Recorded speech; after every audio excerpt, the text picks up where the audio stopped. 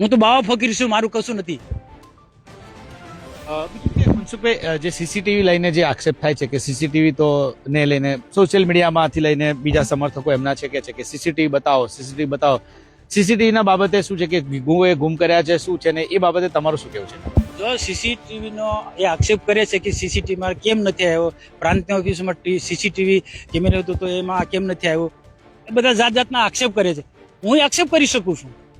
કેટલાક લોકોનું કેવું છે કે સીસીટીવી કેમેરા ત્યાં હતા, એ આખું જે ઘટના ઘટી એ સીસીટીવી આવી ગયું હતું ને એક ગ્લાસ મારે છે સંજયભાઈને, એ પણ આવી ગયું હતું. મોબાઈલ છૂટોમાં કે એ સીસીમાં આવી ગયું હતું, પણ એના એક મળતિયા કોઈ કર્મચારી મિત્રએ એ આખું સીસીટીવી ડેમેજ કરી નાખ્યું છે. અંદર જે પ્રાંત કચેરીનો કોઈ કર્મચારી છે કે કોઈ અધિકારી છે કે જેને આ સીસીટીવી ડેમેજ કર્યું છે કાં તો એને રિમૂવ કર્યું એવું બને? એમાં તો હોઈ શકે છે ને ભાઈ, એના કર્મચારી મિત્રો ઘણા પણ હોઈ શકે, કારણ કે ઘણા કર્મચારી એના શુભેચ્છકો પણ છે.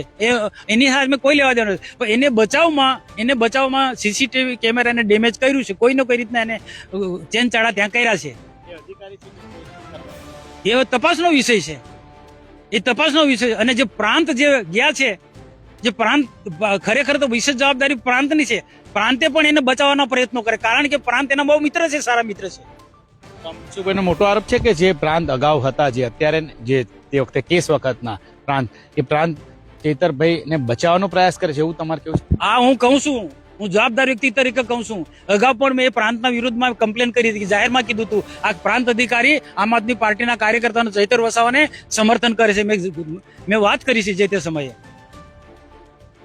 જે અત્યારે તો મહિલા પ્રાંત અધિકારી છે, તો જે કેસ બન્યો ત્યારે ધવલ સંઘાળા પ્રાંત અધિકારી હતા, તેમના પર તમારો સીધો આરોપ છે?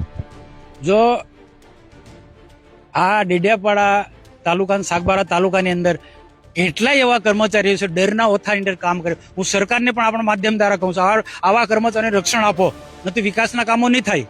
કેટલાય એવા કર્મચારીઓ, એવા પ્રાંત હશે, ટીડીઓ હશે કે પછી કોઈ બી હશે, કોઈ ને કોઈ કારણસર ડરથી એનાથી ડરમાં એની સાથે એક પ્રકારે એમને કરવું પડે છે. અને એ પ્રકારનો એને ચૈતરભાઈને એક માહોલ બનાવતા આવડે છે, ડરાવવાના, ધમકાવવાના અને પોતાના કંટ્રોલમાં કરવાના, પોતાના ઇશારે કામ કરવામાં. તમે જો કે સાંસદ મનસુખભાઈ વસાવાએ તમામ મુદ્દે વાત કરી છે. ધારાસભ્યનો જે આરોપ છે એ મુદ્દે મનસુખભાઈનું કહેવું છે કે જે તે વખતે ડેડિયાપાડામાં એક મિટિંગ હતી ને મિટિંગ દોરાન તે ત્યાં હતા અને સ્વાભાવિક છે કે જો પાર્ટીના કાર્યકર કે કોઈ નેતા સાથે જો કોઈ ઘટના બની હોય તો જે સાંસદ છે તો ત્યાં જતા હોય છે, પરંતુ તેમની પર જે આરોપ મૂક્યો છે કે તેમને કાવતરું રચ્યું છે, પરંતુ તેમને કહ્યું છે કે તે ત્યાં ડેડિયાપાડા જ હતા જોગાનો જોગ. સાથે સાથે તેમને સીસીટીવીના મુદ્દે પણ એવું સીધું કહ્યું છે કે સીસીટીવી મામલે જો એ લોકો આરોપ કરે છે તો અમે પણ આરોપ કરીશું અને કહીશું કે સીસીટીવી કોઈએ ડેમેજ પણ કર્યા છે. ત્યારે જોવાનું રહેશે કે સમગ્ર મામલે શું થાય, પરંતુ આદિવાસી વિસ્તારની અંદર અત્યારે રાજનીતિ ખૂબ ગરમાયેલી છે. મનસુખભાઈ